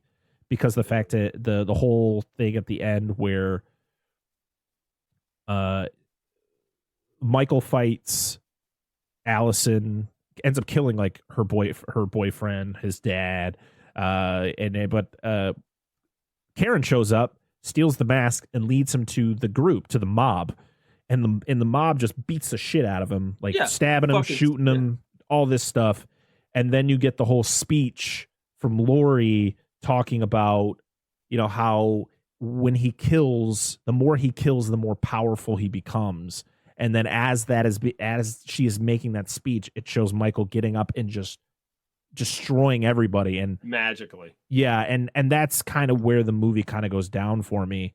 But I think everything kind of in between I actually enjoyed, other than the fact of hearing Evil Dies Tonight 7,000 times. I was like, ugh. And this Tommy Doyle sucks. Like, I just cannot stand Tommy Doyle in this movie. I can't stand him talking to himself. Like anytime he got was it Old Huckleberry as the bat? He's I'm gonna get you so hard. I'm gonna say night night. I'm like, who the fuck are you talking to, bro? The fuck are you doing? Like, shut up. It's the same with some of the people. Like, it's the scene where after they find the Halloween 3 masks, the kids wearing Halloween 3 masks, and it's that first entourage where they just get smoked. killed inside the car, and the one lady shoots herself in the head with the fucking deagle. It's yeah, like, wow. Marion literally gets brought back into the franchise just to die immediately. I'm like, damn, they just did her just as dirty as they did in H2O. Yes. Like, what the fuck, man? But yeah, I mean, like I said, I actually enjoyed this movie the second time. Yeah, it still has its problems. To be honest, I don't think it needed to exist because I think 18 just ended so perfectly. Yep. But I don't hate this movie. I could go back and rewatch it. Like this is one of those movies where like I'm just doing shit around the house and I can just pop it on, or I'm editing a podcast. I can just throw this movie on and not really fully pay attention to it. But it's one of those things you look up and Michael's just fucking going to town on someone. You're just like, all right, cool. So let's get to our rankings on this one. Currently, let's see. Let's start with The Mask. So The Mask is, of course, the same mask as the first one, but it's slightly burned on one side. I do like that they kept that. They kind of keep that all consistent, I think, between all three of these movies. I think all the damage and stuff. You can tell though that the damage does progress.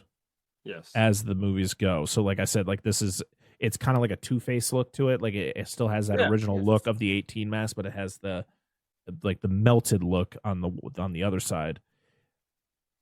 So where do we think this is gonna go? We have Mask. I'm gonna say under 3. Under the Halloween 3 mask? Mm-hmm. Above Zombies Halloween 2 mask? Yeah. All right, Angela made the decision. Dan, we have to go with it. I mean, you guys can disagree. No, to be honest, I agree. But here's the thing. I'm looking at this real quick and I'm like, why is Halloween 6's mask so high? I don't think I had anything to do with that. I don't know why it's so high. It's at number 5. Like I'm kind of confused. That's a little confusing. I like the Halloween Kills mask. I just think that bump it down a few. I just think that the 3 from Halloween 3 is, I think they're just. No, I'm gonna do some switcheroos here. I don't care. So Halloween 3, the masks from Halloween 3 are now at number 5, below Zombies Halloween 1 mask and above Kills. And Halloween 6's mask dropped to number 7, above Halloween 2, Rob Zombie's Halloween 2 mask. Okay, sounds good. All right. Next one is. I think they were all under the influence in it. Yeah, I don't know what was going on there. I'm like, why is Halloween 6's mask so? I feel like people are going to be mad about the H2O masks, and it's okay. Yeah. I understand, but I don't like those masks. They're awful. Final girl. Who's our final girl? It ain't Allison. I'd say Allison. Allison and Karen. It has to be. Well, yeah, I would say Karen. I would probably just say Allison. Well, they can't be Karen because she dies. Yeah, she does. Which I watched the extended cut. This was the only Halloween movie I had to fucking rent. Because this was the only Halloween movie that wasn't on a streaming service, and everybody be like, physical media. Yeah, I know, but I don't own this movie. And literally every Halloween movie. Streaming service at the time we watched it. When we watched every Halloween movie in the this entire franchise was on a streaming service, one or the other. Yeah. But I rented the extended cut. And at the end of the extended cut, there's 2 versions of the ending. You get the original version, which is Michael kills Karen and Laurie kind of just talks while it's happening. Yeah. In the extended cut version, it's the original ending, which was supposed to lead to a different version of Halloween Ends, which is Michael kills Karen and Karen's phone rings and it's Laurie, and Michael picks up the phone and you can hear him breathing. And she hears him and she's like, I'm coming for you, Michael. And then drops the phone and walks away with the knife in hand. And that was supposed to lead to Halloween Ends, which was supposed to take place right after Halloween Kills, which is what should have happened.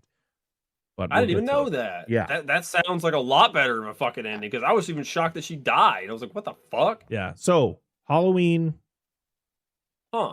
So we'll say Allison is our final girl. Yeah, sure. Why not? I actually think she's pretty badass in this movie. Like she stands up to Michael. She does some things, but I don't think she's. I don't know. She's not quite Laurie Strode. No, well, no. That's a lot to. There's a lot Hey, there. I can always point out the obvious. Yeah. Let's see. I mean, better than Sarah from Resurrection. Yes. Better than Jamie from H5. Yes. Better than Lori from Zombies Halloween 2. Again, like we said, she didn't really do anything. Tommy and Kara from Part 6. Yeah. Dr. Chalice from Halloween 3. Yeah, I think we know the answer to that question. Listen, if she was married to a woman and she was out being a doctor, fucking all the nurses and stuff, then it would be different. It's got nothing to do with her gender. I'm just saying, she's just not Tom Atkins. All right, that's fine. She doesn't have the sideburns. Or the mustache. Or the mustache. Poster. Porn stash. Just womb broom, I'm sorry. So the poster I have right here is kind of similar to the 2018 mask, but it's the other. He's looking in the other direction, and you see like the burnt part of his mask. Yeah, that's what we see. Like that. I do like in these movies they don't show his eyes. Yeah. Yes, I think that's how it always should be. I think that's why I don't like the H2O masks. Because you see his eyes too clearly. They always should, like when Loomis describes Michael Myers in the first movie, he talks about how he has like the blackest eyes, like doll's eyes, or no, like devil's eyes. Doll's eyes. I was going to the Jaws. That's it from Jaws. Yeah. Could you imagine, dude? Holy shit! Who was the actor that plays Quint? Robert Shaw. Could you imagine if Robert Shaw was fucking? Oh, it would have been fucking amazing. Fortunately, dude, he would just beat Michael's ass. I think he died. The same year that Halloween came out. Yeah. Damn. But he would have had to been intoxicated to do his. Oh, the whole fucking time. He better had a flask on his hip as Loomis. I feel like Donald Pleasance probably was a little. He probably was swinging back on some something. He's like, oh, what the fuck am I doing here? I'm making $2 an hour. They don't call it a vocal lubricant for nothing. It makes you talk more. All right, so where are we putting this poster? Well, I think it's better than like all the shit like H2O, Resurrection, Halloween 2. It's no better. I mean, the 2000 whatever my Halloween 2. It's no better than this one. It's not as good as the first one of the 2018. It's not as good as Halloween 2018. Is it better than Rob Zombie's Halloween? Would we put that over 2018 or under it? Under it. You said it's not better than 2018, but is it better than Rob Zombie's Halloween 1? I like it so much. The kills? You really do? I just. It's fine if you do. I'm just asking. I think they're simplistic, but they're cool. I just like the fact that it's just Michael's mask. Yeah, I like the simplicity of it, but it's so detailed in. They kept the burns. Like the fire and stuff. Yeah. But it's not like in your face. It's like in like the background. When did we get away from the pumpkin? That was part 2. I was right. I think they only did it for the first 2. Yeah. Yeah, that was it. Oh, he just got cut off. All right, our final one is ranking this movie. So you're gonna be higher in this movie than I will. I think, in my opinion, I think it's better. I think I would put it below Halloween 2, above Rob Zombie's Halloween. Then that's I can't say anything because you've seen Rob Zombie's Halloween, and I like. Well, Halloween is it better 2. than Halloween 2? No. Okay, well, is it better than Halloween 6? Yes. Okay, because that's the only thing above Halloween 6 is the 2 Rob Zombie Halloween. That's so fair. Kills is going to be our new number 7. So now we have one left, one final film in this almost 5-hour episode between 17 parts. Because God, this is going to be fun to edit. Let's release the whole thing on YouTube Shorts. I don't think every movie is just No, just the whole thing's cut down to like 1 minute sections. Anyway, sorry. Lord, that's a lot of work. So the final film in the franchise, as of right now, is 2022's Halloween Ends. So Halloween Ends, again, directed by David Gordon Green, written by Paul Brad Logan, Chris Bernier, Danny McBride, and David Gordon Green. Again, produced by Jason Blum and Blumhouse. Again, returning is Jamie Lee Curtis as Laurie Strode, Andy Matichek as Allison. We have new cast member Rohan Campbell as Corey Cunningham. Will Patton as Deputy Frank Hawkins. Kyle Richards is back as Lindsay Wallace. James Hugh Courtney is back as The Shape with Nick Castle again. And kind of that's the cast of this movie. There's not really a huge cast. You get like characters here and there. You got like Corey's mom and his stepdad and those shitty fucking band members and stuff like that. All right. So this movie was released on October 14th, 2022. Again, this was another one that was both released in theaters and on Peacock in the same day. It had a $33 million budget, which a $13 million increase in budget from Kills. And it made $105.4 million at the box office, which is, again, pretty good for a movie that was released day and day, theaters and streaming. Halloween Kills, another movie we did a fresh cut on this movie when it came out. This was a movie that really just departed from what I feel like they were trying to do with the first two Halloween movies. And from what I read is the fact that we talked about it with the Kills ending, the original ending that is in the extended cut, is that the third movie was supposed to take place right after Kills. Like it was supposed to all happen within the same like 2 days. And I would like that. Yeah, me too. Sense. But instead they moved it. It's like, I don't even know how many years. I can't remember how many years it was. I think it's like 4 or 5 years. Right? No, it's like 4 or 5 years. Cause I think the beginning of the movie when you meet Corey, which the beginning of this movie is actually really well done. Cause it kind of reminds you of like elements of the original movie where Corey comes over, he's babysitting this kid and, all that stuff. And then of course an accident happens where the kid is being a little shit, but they live in the tallest fucking house in the state, and the kid accidentally gets pushed off the railing and dies from the fall. And it's graphic. He gets destroyed. And of course, like everyone blames Corey and everyone calls Corey, a psychopath and stuff like that, even though it was a complete accident. And then it just turns into this weird Christine, the movie. Angela, I just want to fucking point that out, okay? It feels very much like Christine, where Corey is playing the lead character from Christine, where Michael Myers is the car. And he's getting his powers from Michael Myers. Evil rides tonight! Yes. It works there too!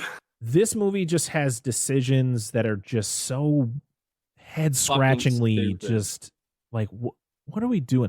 Like, yes, in reality, people can fall in love in very short amount of time. I get it. Yeah. It's not unrealistic. But the weird thing is like Allison meets Corey and no joke falls in love with him in like the matter of like a blink of an eye. It's like, oh, I'll do anything for you, Corey. And then like, he admits to like killing somebody and like, she's like, I don't care. Yeah. Like her character, like I liked Allison in the first two movies and I just could not stand her in this movie. I liked her less than I liked Corey. Because they just wrote Corey in such a weird way, man. Like, for one, I just don't like the fact that they did this in the finale of this franchise, or at least what they wanted it to be the end of this storyline. You're going to introduce this new character and this weird thing where it's like, Michael was like, he was full power. He destroyed the entire, he almost wiped out Haddonfield in one night. And so he is all powerful. And then he just disappears. And then he goes and hides in a fucking drainage ditch. Yeah, and it's like this frail little man who has an orgasm when he stabs a guy. Like it's just weird. It's just all weird. Even with this most recent watch, no kink shaming. Oh, I mean, listen, it was funny. I was watching my wife and I was like, oh, it's the Michael orgasm. It makes me laugh. It's just a bonkers movie, man. It's not. To be honest, when I rewatched it, I didn't hate myself. I think I enjoyed it a little bit more rewatching because I knew I was getting into and I knew the decisions that was going to be made. But like there was just some weird dialogue choices. The whole band, those band bully guys. I'm like, what is this writing? Who the fuck? Okay, listen. This Corey dude is obviously been through some shit. Yeah. But him as an individual on screen is not like a physically minuscule individual. He's not like this little nerdy wimpy guy. Like he's a pretty decent sized dude, and he gets picked on by the fucking band dude who are in high school. These are high school like dudes in the band. Like and he's like 25 years old. Happening. Because when I was in band, we got picked on. Yeah, that's what I'm talking about. Yeah, that's it. I think it was just the whole thing is like we want to make these kids. We want to make the group that usually was getting bullied make them the bullies, and it's like that's fucking dumb. That's so dumb. And they're just horribly written characters. That just they die in glorious ways. I loved the whole. I did like the junkyard kills. Yeah. I do like the kills in this movie. I mean, that's something that these movies constantly do well is the kills, like the kill at the doctor's house, pinning the woman to the wall and doing the head tilt again. And, the throwback. I hate the scene before that. Yeah. But like Corey should have died, but that's fine. Yeah. I'm going to go in there. I'm going to steal Michael's mask. I'll lure him out. He goes in there. Yeah. Like, what? This man murdered 25 people at the same fucking time. And Corey Cunningham walks into this cave and just wrestles him to the ground and steals his mask. Yeah, I'm like, come on, man. And it's filmed when you watch it. It's like two dudes in college fighting. Like, fuckers are wrestling over the TV remote. Is what it looks like. Yeah, just piss poor decisions to end this franchise. You have, Lori, of course, they're trying to make it so she's like moving on and she's trying domesticated. Yeah, she's trying to better herself. I mean, she definitely is more useful in this movie than she was in Kills, or she gets that final showdown. But I feel like they just, the thing is I don't think Corey was like a terrible character. I think they just wrote him in a terrible way. Like I like the beginning of this movie, but there's so much more you could have done. You could have made it where Corey is, he is viewed as this just sick person for killing this kid, even though it was clearly an accident. The town is against him. And he goes down this dark path that kind of, and then have him discover Michael's mask. I don't have him find Michael. Yeah. Have him just find the mask. And then he becomes the embodiment of Michael Myers. And then you could have Michael Myers come back. Like he just shows up and like when he's going, like you could have Corey going around killing people in the town and people are like scared that Michael's back.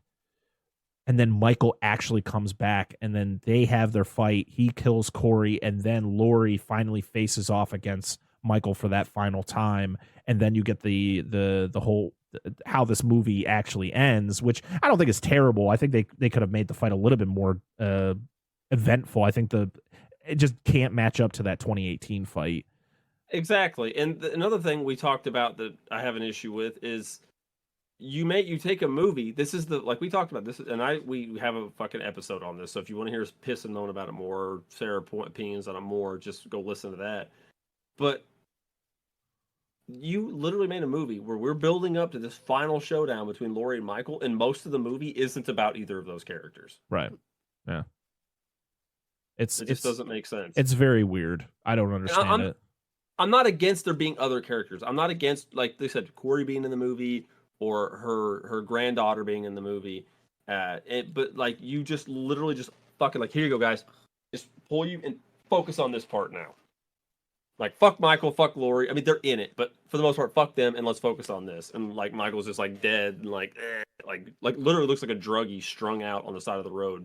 But he's just sitting in like a fucking drainage pipe. Yep. Pretty much. Supposedly getting power from killing people, nukes half the town, but okay, he's just gonna hang out. I mean, there's some graphic kills though. Like some of the ones that I have kill count going. Just as a refresher, and I'm like, holy shit. Yeah, the kills are good. I do think the kills are cool, but it's just everything else is just this movie's a mess, in my opinion. I know there are people who are fans of this movie and are advocating this movie. Like there are a lot of people who are like this movie would have been great if it was a standalone movie, and to be honest, I agree because it just doesn't feel like it connects with the other two because the only reason it connects with the other two is the characters. Laurie and Allison and in Hawkins and stuff like that, but. I don't know, man.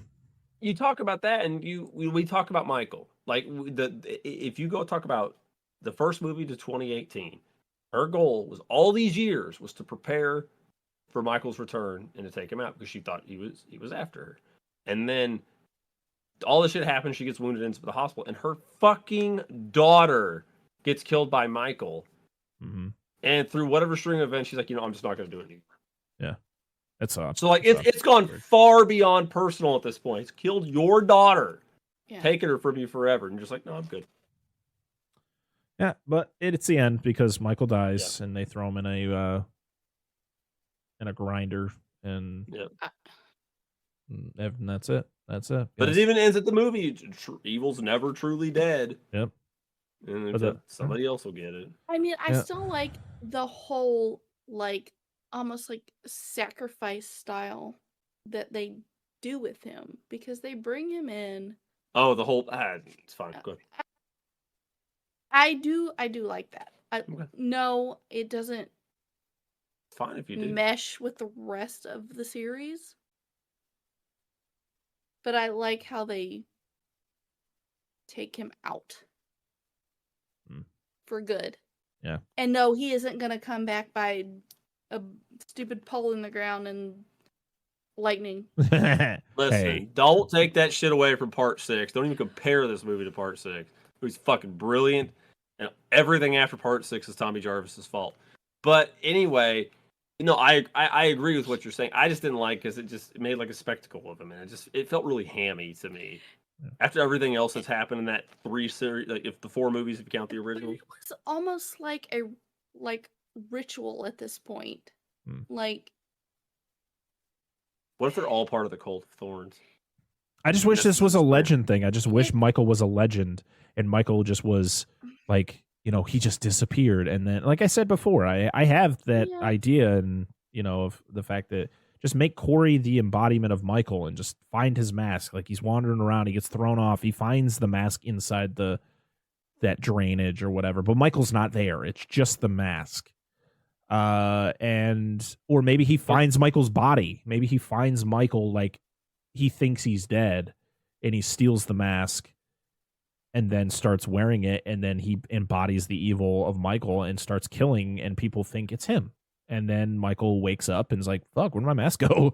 And then and it's like connected to him, of course, so he is able to find Corey and kill him, and then we get the showdown. But yeah, I mean, it is what it is. It's a messy ending. I think that sounds better, but like assumed identity thing. Yeah. Like, Friday the 13th, part 5, or not quite the same, but similar. And then with Texas Chainsaw Massacre: The Next Generation is something similar to that, I think, too. Yeah, a little bit. They do the Illuminati shit. Anyway, go ahead. Sorry. I hate when they bring shit like that in. I know. Well, let's get to ranking on this final movie. So let's start with The Mask. So of course it's the same mask as we've seen before, but it's got the burn, but it's also even dirtier and grimier and old. It's like got mold. It almost looks like. Yeah. It's almost like a let's end this. Like, imagine what that mask smells like. Could you imagine what the mask from the second one smells like? It's the same mask. It's this. That's what I'm saying. Yeah, it's just not charred fresh anymore. It's no. From the OG. Oh. Halloween 2. Could you imagine what that smells like? Is it still around? No, I think a lot of those masks are pretty much gone. It probably isn't, knowing what it's made of. Just the fact that how many hours was it worn? I think there are some masks that still have survived, but they had to like preserve them because of the way that the latex would deteriorate after a while. Yeah, like, naturally. It probably didn't smell very good. All right, so where are we putting this mask? Is it better than the Kills mask? Yeah, I don't think so. Is it better than the Halloween 6 mask? I don't like it. You don't like this mask? It's maybe my animosity towards the series as a whole, but I'm not a fan of it. I just like the weathered look. I think the weathering is cool, but the problem is like it's not even like damaged old cool. It's just like it's literally just like pathetically falling apart. Well, Which I get, but like it just literally looks that way. It looks molded. It looks like garbage. But it still has the burn marks. Yeah, it still does. I'm just not a fan of it. I think it embodies how I feel about this movie. I think it just looks like garbage. So The eye sockets aren't even similar. No. all right. Well, is it better than Halloween 5 mask? Probably. Yeah. I Come back. Halloween H2O. Why is it blue? No, because it's CG. Part of it. It's is. not better than the Halloween It's H2O? better, no, it's better than Halloween. Better than Halloween 4. I say yeah. Better than Resurrection. Yeah.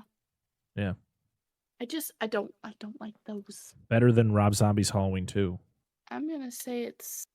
I'll leave that to you guys. All right, let's put it below so. H. I'm gonna say it's You don't right think it's there. better than Rob Zombie's Halloween 2 No, mask? absolutely not. Mm-mm. No. Okay. That's fine. I want to say it's right there. All right, so we're going to It's put like it It's got that. Even though I'm not the biggest fan of it, like if you talk about the mask before the piece gets ripped off, it's got like that cool, degraded, tattered. Yeah, look. no, And I know like what said, you're this talking just about. Looks pathetic. But I almost feel like even the hair on this one is synthetic, like not looks like not trying to look like real hair. It looks plastic. But also I think it's the fact that it's because it's so old and tattered and Yeah. dirty and shit like that. Okay, so it's our new number 9. It's below Rob Zombie's Halloween 2 and above Halloween Resurrection. Final girl. I'm gonna say Lori again. She's definitely she's the one who ends up. Her and Allison are the one who end up killing Michael, anyways. Where would we put her on this list? I'm gonna start from Tommy and Kara from part 6 because I think Lori from Rob Zombie's Halloween 2 and down are kind of I feel like she's better than that. So Tommy and Kara better than them from Halloween 6. I'd say so. Yeah. Better than Allison from Halloween Kills. I just don't like how domesticated they made her, and I just. Well, that was just the way the direction they put her in. Yeah. But it's the whole. That's hard, just because it's Jamie Lee Curtis. I think she does a know. good job in that final confrontation, and of course, like I do like the scenes where she like confronts Corey, like at the kid's house there, the one that he was babysitting for. Yeah, and like then, there's all this stuff there. It's like she wants to try to look at what's best for Allison, and then Corey comes in, and then she tries to be competitive, and she tries to be understanding, and then she's like, all right, just go do your own thing. And then Corey's a piece of shit, and she's just kind of like, I don't know. She literally Whatever goes you through guys all think. the stages of grief. I'm gonna say below Dr. Chalice and above Allison from Kills. That's fine. I can. Yeah. It's another poster looks pretty much the same as the other two, just different colors. It's Michael's mask again. The mask doesn't look as good though here. I don't like it. You don't like it? I don't like it as much as Kills. It's the same thing I've been talking about. Like the 2018 looks good. The Kills one looks good, and he just looks like fucking mopey, old and sad. He's like, It's. And I know it's the mask. I just don't. I don't like his demeanor. It's the mask. It's the fact that the mask can't show emotion. Yeah, but it's how the head's tilted, stuff like this. It's the demeanor of the shot. It's just how it's portrayed to me. He just looks pathetic. The lips keep moving lower and lower toward the chin. Yeah, it just looks pathetic. I know it's supposed to show him like he's aged or whatever. I guess that's kind of the thing, but whatever. This one just looks like you would get some kind of disease from putting it on. Yeah, I agree. And you can see the eyes a little bit in the shot too. Yeah, you can actually see like. You can actually see his eyes. Not necessarily the eyes, but underneath. Yeah, like the skin, which you can't normally see in the other ones. Which you can actually see. Yeah, pull it up, dude. Seriously. No, you can actually see that in 4 and 5. Yeah, you think you can in 4 and 5 too. And I was like, why are you seeing that? You're not supposed to see that. But yeah, like if you. I don't know. It's trying to it makes me seem like I'm supposed to feel bad for the guy. Like I don't feel bad for you. Fuck you, dude. All right. Well, I feel like we're really diving into this poster. Where should we rank it? Is it better than Halloween 6? Pull the posters. Probably, yes. I'm sure. Well, I don't have one that has. Halloween 6 is just sure. Better than H2O. I'm not a fan of the posters of that era with this all the little actors on The front. H2O and Resurrection. Yeah, I don't care. That's what I Okay. grew up with. It's what Is it better than Resurrection's poster? I say no, but All right. Well, it's going to be. Is it better than H2O's? The actors just standing there, or the actors in the knife. But see, I'm the biggest fan of the '90s posters. But that's fine. If you like it, then say you like it. I just don't like the poster. I don't care where you guys put it. Like I All already right. stated. We're going to put ends I at number know. 12. So it's Fine. going to be right. The only one that's above is Halloween 6. It's fine. Okay. And our final one is the movie itself. Is it better than Halloween 5? I'm going to say yes. Okay. The thing that I rate this movie is how much it pissed me off when I watched it. And while those movies were boring, this movie made me so fucking mad watching it. But keep going. So Angel, Mostly you the say, man members. did you say it was better than Halloween 5? I like the opening at least. I could say that. Yeah. Is it better than Resurrection? Oh fuck. Resurrection sucks, dude. But at least it was entertaining to watch. That was so dumb too. Fuck. I find Resurrection entertaining just for nostalgia purposes. So I would say no. So it's not better than Resurrection? But that's a All right. Well, it's up to Dan. too. I don't think so. Like I'd rather watch Resurrection than I would All watch right. Halloween Kills. And there it is. I am one of those. I would seriously never watch this movie again. Like I was Alright. gladly would have done that. I fucker. grew up on MST3K, like I know. hardcore. I was there with you. Not like with you. All right. Let's go through our rankings before we That's end good. the show. So we're going to start with our posters. So starting all the way at the bottom as what we consider the worst theatrical poster of every movie. At number 13, we have Halloween 6. At number 12, we have Halloween Ends. At number 11, we have Halloween H2O. At number 10, we have Resurrection. At number 9, we have Rob Zombie's Halloween 2. At number 8, we have Halloween 3, Season of the Witch. At number 7, we have Halloween 4. At number 6, we have Rob Zombie's Halloween 1. At number 5, we have Halloween Kills. At number 4, we have Halloween 2018. At number 3, we have Halloween 5, which is the only time this movie is ever going to be at the top 3 of anything. At number Yes. 2, we have the original Halloween 2 from 1981. And at number 1, we have the OG 78. Just don't hate us too much. Our next list is Final Girl. Why do I only have... Oh, no, I do have 13. For Final Girl, sorry, it was on a different page. At the bottom is Sarah from Resurrection. At number 12 is Jamie from Part 5. At number 11 is Lori from Rob Zombie's Halloween 2. At number 10 is Tommy and Kara from Part 6. Number 9 is Allison from Kills. And number 8 is Lori from Ends. Number 7 is Dr. Chalice from Halloween 3. At number 6 is Lori from the original Halloween 2. At number 5 is Lori from Rob Zombie's Halloween 1. At number 4 is Rachel and Jamie from Halloween 4. At number 3 is Lori from the original. At number 2 is the Strode Trio from Halloween 2018. And at number 1 is Lori from H2O. Now on to masks, which I feel like people are going to hate us for. But you know what? These are our rankings. These are our opinions. Don't hurt us too much. At the bottom of the list is Halloween 5. And it's a great place to be.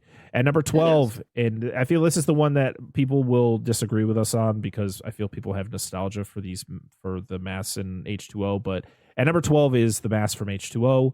At number 11 is the mask from Halloween 4. At number 10 is the Resurrection mask. At number 9 is Halloween Ends. At number 8 is the masks or the many stages of the mask from Rob Zombie's Halloween 2. At number 7 is the mask from Halloween 6. At number 6 is the mask from Kills. At number 5 are the masks from Halloween 3, Season of the Witch. At number 4 is Rob Zombie's Halloween 1. Because it's pretty similar to the original Halloween mask. Just had to be a lot bigger because Taylor Maine's a fucking giant. At number 3 is The Mask from Halloween 2018. At number 2 is The Mask from the original Halloween 2. And of course, at number 1 is the OG Mask from 1978. Now on to the ranking I feel people will care about the most, and that is the ranking of every movie in the franchise. Of course, the only one we didn't talk about, like we didn't rank, was the producer's cut of Halloween 6. We kind of, like I said, we put them all together. At the very bottom, at number 13 is Halloween 5. The Return. This was the Revenge of Michael Myers, right? Yes. Yep. At number 12 is Halloween Ends. At number 11 is Halloween Resurrection. At number 10 is Halloween 6, The Curse of Michael Myers. At number 9 is Rob Zombie's Halloween 2. At number 8 is Rob Zombie's Halloween. At number 7 is Halloween Kills. At number 6 is the original Halloween 2. At number 5 is Halloween 4. The Return, or which one is? Yeah, this is the Return of Michael Myers. And number 4 is Halloween H2O. And number 3 is Halloween 3, Season of the Witch. And number 2 is Halloween 2018. And of course, at number 1 is Halloween 1978. And that is it. We are finally done. 5 hours later, many episodes later, we are finally done going through this entire franchise, ranking them, talking about them just in, well, we talked about some in a lot more detail than others. And yeah, so you're going to be getting, when you're listening to this part, this is probably the second part of the episode because this is going to be a very long one. So you guys are going to get 2 episodes this week. You got the one that came out on Halloween, which was probably Halloween through Halloween 6 probably, and then we'll do 7 through the end of the franchise for the Friday episode. So I hope you guys enjoy this massive episode that I hope never happens again because these suck to edit. Listen, that was your idea. It sure was. We are going to be doing ranking episodes again. I think next year we're going to be looking at the Nightmare on Elm Street series, as the original is celebrating 40 years next year. So it'll be a good franchise to step into and talk about. And I think there's less films in that franchise, so it won't be as long. This was the longest franchise that we've talked about because it actually has 2 more movies than the Friday the 13th series. So yeah, very long, a lot to talk about with these movies. And I hope you guys all enjoy this mega episode. Next week, we are going to be joined by the wonderful Boomer and Gabby from Podcast in the Woods to talk about the very first found footage film we've ever covered on this podcast. We've never covered a found footage movie, but we had them on before to talk about Predator, which was a Boomer choice. So we told them that Gabby got the choice for the next guest appearance, and she chose one of her favorites, Hell House LLC. I'm very excited to talk about this movie. She's the one who actually showed me this movie for the first time. So I'm very excited to revisit it and to talk about it with them. And I'm very excited to see and hear what you guys think of the movie. When it comes to found footage, are you guys like, do you like them? Do you not like them? Are you kind of in the middle? I'm fine as long as it's good. Yeah, I'm fine with it, but I'm more excited because Gabby's back and she's my stepping stone. It's gonna be nice to have her be here and have a movie she actually likes. Yes. Yeah. That's gonna be interesting. Because I'm pretty sure every time we've had her on, it's been one she's been adamantly or against. we've been on their stuff. Yeah, I'll have to re-listen to the Predator episode, but I don't think she hated. I just might have hated it. I don't remember. It's been a long time. I think she was mainly indifferent about that. Yeah, but like she didn't like hate it, but it was not like Dead Alive. Dead Alive. When we decide to cover that movie, we got to make sure we're not going to put her through that torture again. We'll make sure to get someone else for that one. Listen, I need all the female help I can get. I know we're just bullies, Angela. It's fine. Always. It's fine. But I am exhausted. This has been a long episode, and I'm just closing my eyes, dreaming of hopefully some editing fairy will edit this for me, and I'll wake up and it'll be all done. But no, this is fun. This has been a blast. It's the end of October. It's the end of Spooktober, but it's not the end of us talking about horror movies because we got a lot of fun movies to talk about in November. And of course, in December, we're going to be talking about we're going to be doing our holiday season favorites, Christmas season favorites, and we're probably going to have some great movies. I don't know what we're talking about yet. We haven't really talked about the movies, but it's going to be a great time.